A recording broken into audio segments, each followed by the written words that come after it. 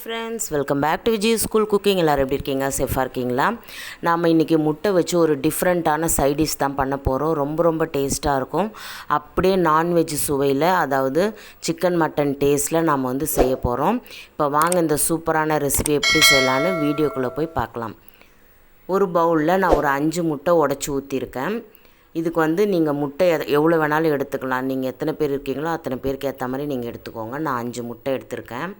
ஒரு பிஞ்ச் அளவுக்கு மஞ்சத்தூள், ஒரு அரை ஸ்பூன் அளவுக்கு மிளகுத்தூள், அரை ஸ்பூன் அளவுக்கு சிக்கன் மசாலா, ஒரு அரை ஸ்பூன் அளவுக்கு கரம் மசாலா, கொஞ்சமாக தூள் உப்பு சேர்த்துட்டு நல்லா இதை போல் விஸ்கு வச்சு நல்லா அடித்து விட்டுருங்க. அந்த வெள்ளைக்கரு மஞ்சக்கரு எல்லாம் ஒன்றா மிக்ஸ் ஆகிற போல் நல்லா அடித்து விட்டுருங்க. இப்போ அடித்து எடுத்தாச்சு. இப்போ இதை ஒரு பாக்ஸில் நாம் செட் பண்ணி இதை நம்ம வேக வச்சு எடுக்க போகிறோம். இது போல் நல்ல ஒரு ஸ்டீல் பாக்ஸ் எடுத்துக்கோங்க, இல்லைனா டிஃபன் பாக்ஸ் அது மாதிரி இருந்தாலும் ஓகே. லைட்டாக அதில் எண்ணெய் தடவிக்கலாம். எண்ணெய் தடவுனாலுமே இது ஒட்டிட்டு தான் வரும். இருந்தாலும் நம்ம லைட்டாக எண்ணெய் தடவி எடுத்துக்கலாம். இது போல் நல்லா சுற்றிரி நீங்கள் ஆயில் நல்லா ஸ்ப்ரெட் பண்ணிவிட்டு நாம் எடுத்து வச்சுருந்த அந்த முட்டையை இதில் சேர்த்துடலாம். இப்போ நீங்கள் இதை ஒரு 20 நிமிஷம் நல்லா நம்ம இட்லி வேக வைக்கிற மாதிரி நீங்கள் வேக வச்சு எடுக்கணும். ஒரு பாத்திரத்தில் தண்ணி சேர்த்துக்கோங்க. அது மேலே ஒரு ஸ்டாண்டு, அதில் இந்த முட்டையை வச்சுட்டு இதுக்கு மேலே ஒரு மூடி போட்டு அதுக்கு மேலே ஒரு மூடி போட்டு நீங்கள் இதை ஒரு 20 நிமிஷம் நல்லா மீடியம் ஃப்ளேமில் வச்சுட்டு வேக வச்சு எடுத்துக்கோங்க. இப்போ பார்த்திங்கன்னா நல்லா வெந்துடுச்சு. இப்போ நாம் இதை கட் பண்ணிக்கலாம். இது போல் ஸ்கொயர் ஷேப்பில் கட் பண்ணிக்கலாம். இதை நல்லா ஆற வச்சுட்டு நீங்கள் கட் பண்ணுங்கள்.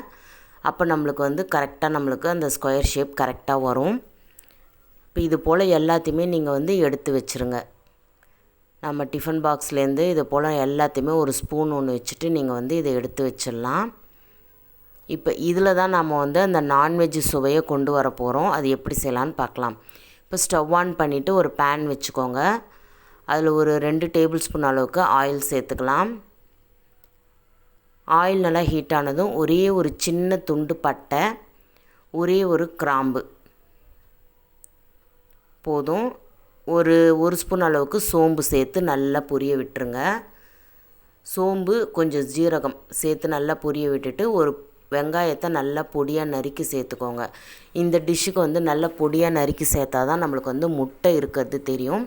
அதனால் வெங்காயத்தை பொடியாக நறுக்கி சேர்த்துட்டு ஒரு கொத்து கருவேப்பிலை, ஒரு ஸ்பூன் இஞ்சி பூண்டு பேஸ்ட்டு சேர்த்துட்டு நல்லா மிக்ஸ் பண்ணிக்கோங்க.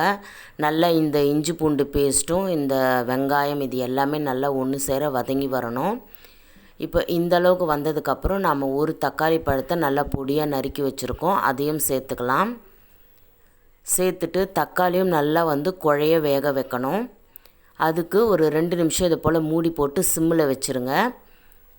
இப்போ நம்ம ஓப்பன் பண்ணி பார்க்கலாம். இது போல் கரண்டியில் மசிச்சு விட்டிங்கன்னா அந்த வெங்காயம் தக்காளி எல்லாமே நல்லா குழஞ்சி வந்துடும். அப்போ நம்மளுக்கு அந்த தொக்கு பதம் கரெக்டாக வரும். இப்போ அடுத்ததாக மசாலா பொருட்கள் என்னென்ன சேர்க்கலான்னு பார்க்கலாம். நான் ஒரு ஸ்பூன் மிளகாய்த்தூள், சிக்கன் மசாலா ஒரு ஸ்பூன், பெப்பர் பவுடர் ஒரு அரை ஸ்பூன், உப்பு ஒரு 1/4 ஸ்பூன் அளவுக்கு சேர்த்துருக்கேன். இதுக்கு மேலே உங்களுக்கு சிக்கன் மசாலா, இந்த கரம் மசாலா இதெல்லாம் கொஞ்சம் தூக்கலாக வேணுனாலும் நீங்கள் சேர்த்துக்கலாம். இப்போ இது எல்லாத்தையுமே சேர்த்துட்டு நல்லா மிக்ஸ் பண்ணிக்கோங்க. கூடவே ஒரு ஸ்பூன் அளவுக்கு தயிர் சேர்த்துக்கலாம். இப்போ எல்லாத்தையும் சேர்த்து நல்லா மிக்ஸ் பண்ணதுக்கப்புறம் ஒரு 1/4 டம்ளர் அளவுக்கு தண்ணி சேர்த்து இதை நம்ம லைட்டாக கொதிக்க விடலாம். ஏன்னா அந்த மிளகாய்த்தூள் அந்த மசாலா தூள்லாம் பச்சை வாசனை போகணும். அதனால் நல்லா கொதிக்க விடுங்க. இப்போ ஒரு 2 நிமிஷம் நம்ம மூடி போட்டு எடுக்கலாம். நல்ல எண்ணெய் பிரிஞ்சு வந்திருக்கு, பார்த்திங்கன்னா தெரியும். இப்போது இந்த ஸ்டேஜில் நாம் எடுத்து வச்சுருந்த அந்த முட்டையை இதில் சேர்க்க போகிறோம். இப்போது இதை இன்னும் கூட நீங்கள் கொஞ்சம் தொக்கு மாதிரி பண்ணிவிட்டு கூட சேர்த்துக்கலாம். ரொம்பவே டேஸ்ட்டாக இருக்கும். இப்போ சேர்த்தாச்சு. சேர்த்துட்டு உடையாமல் அந்த முட்டை பிரேக் ஆகாமல் நீங்கள் மிக்ஸ் பண்ணி எடுக்கணும். இது நீங்கள் கிரேவியாகவும் நீங்கள் செய்யலாம். உங்களுக்கு கிரேவியாக வேணும்னா கொஞ்சம் தண்ணி விட்டுட்டு நீங்கள் கிரேவி மாதிரி செஞ்சுக்கலாம். நான் சைடிஷ் பண்ணுறதுனால கொஞ்சம் தொக்கு பதத்துக்கு செய்ய போகிறேன். அதனால தான் உங்களுக்கு சப்போஸ் கொஞ்சம் நீங்கள் சாதத்தில் போட்டு பிசைஞ்சு சாப்பிட்ணும் அப்படின்னா கொஞ்சம் தண்ணி விட்டு நீங்கள் கிரேவி மாதிரி வச்சுக்கலாம். இப்போ நல்லா பெரட்டியாச்சு. இப்போ பார்த்திங்கன்னா இது அப்படியே ஒரு 2 நிமிஷம் அப்படியே விட்டுருங்க. ஃபைனலாக நம்ம வந்து கரம் மசாலா ஒரு 1/2 ஸ்பூன் அளவுக்கு சேர்த்துக்கலாம். கொஞ்சம் தூக்கலாக இருக்கும், நல்லா காரசாரமான ஒரு சைட் டிஷ் இது. இதை வந்து சாம்பார், ரசம் இது போல் சாப்பாடு ஐட்டமுக்கெலாம் நீங்கள் வந்து சைட் டிஷ்ஷாக வச்சுக்கலாம். கொஞ்சம் பெப்பர் பவுடரும் நீங்கள் இதில் சேர்த்துக்கோங்க.